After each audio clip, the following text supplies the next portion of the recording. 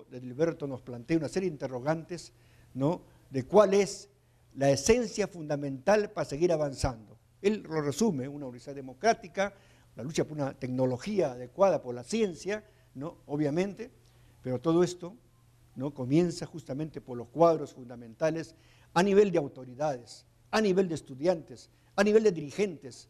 Es decir, sigue siendo la tarea, como se dice en todo caso, y que nosotros estuvimos insertos.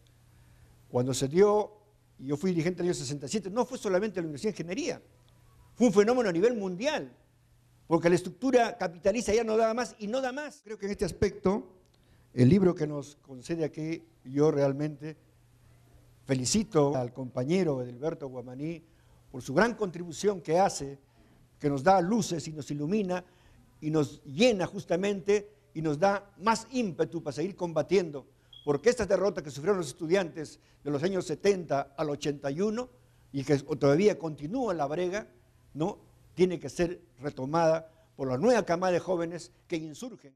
Con respecto al contenido del libro, en cuanto a la historia del movimiento de la UNI, ¿no?, y en general del movimiento universitario, hay una fijación preferente por tres aspectos en el libro.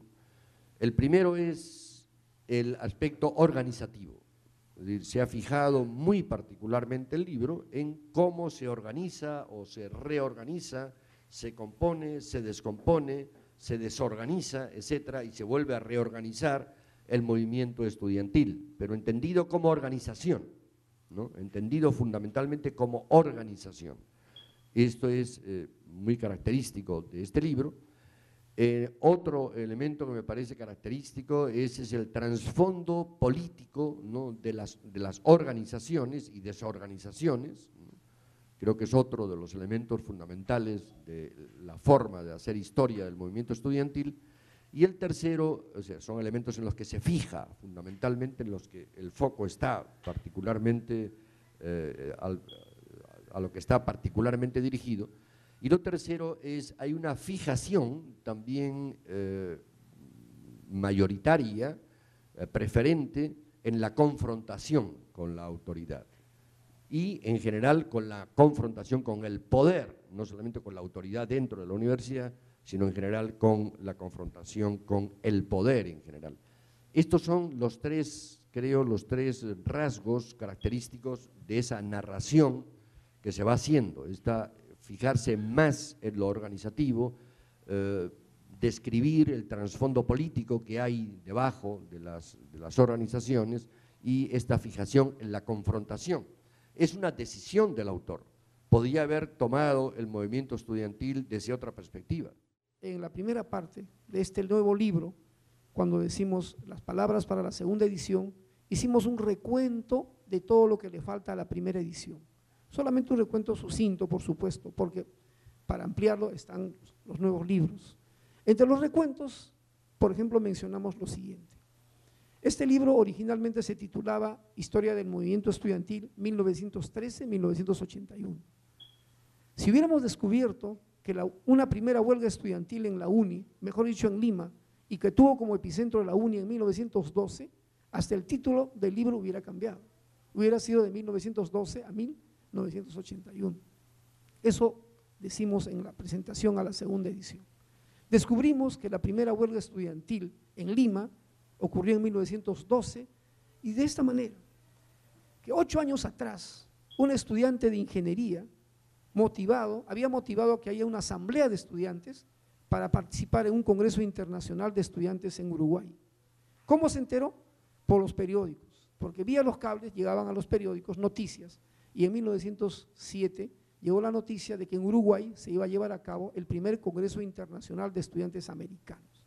Imagínense cómo era San Marcos y cómo era la escuela de ingenieros, de pocos alumnos. En la escuela de ingenieros hubo una asamblea de inquietudes, jóvenes que opinaban que había que ir a ese congreso internacional. Producto de una elección y después de un debate salió elegido un delegado estudiantil. Se llamaba, bueno, en vida, Manuel Prado Ugarteche. Corriendo los años, es el mismo que llegó a presidente de la República 2 veces. Eso ya está comentado en esta segunda edición. En la primera edición obviamente ni lo conocíamos, no sabíamos que en 1908 alguien de la UNI había ido representándolo al Uruguay. Producto de estas inquietudes, se organizó en 1912 el tercer Congreso Internacional de Estudiantes Americanos en Lima. Y ya motivados, muchos estudiantes de la Escuela de Ingenieros estaban en las comisiones de recepción. Y lo que hicieron es simple, dado que el Congreso se iba a realizar en julio, cercano al 28 de julio, solicitaron con tiempo al director de la escuela que les den una posibilidad de ampliar, mejor dicho, de correr por 2 semanas el examen de medio año. El director no les hizo caso. A raíz de eso es que hubo una revuelta, una asamblea, y al final, frente a la posición negativa del director, y se hizo el primer paro. Se sumaron a eso la Escuela de Agricultura, que con pocos alumnos era muy nueva, y los sanmarquinos. Hubieron movilizaciones. Al final terminó ese paro después de 4 días cuando intervino el presidente Leguía. Así empezaría formalmente los movimientos estudiantiles en la UNI. Eso de algún modo ya se comenta en esta segunda edición.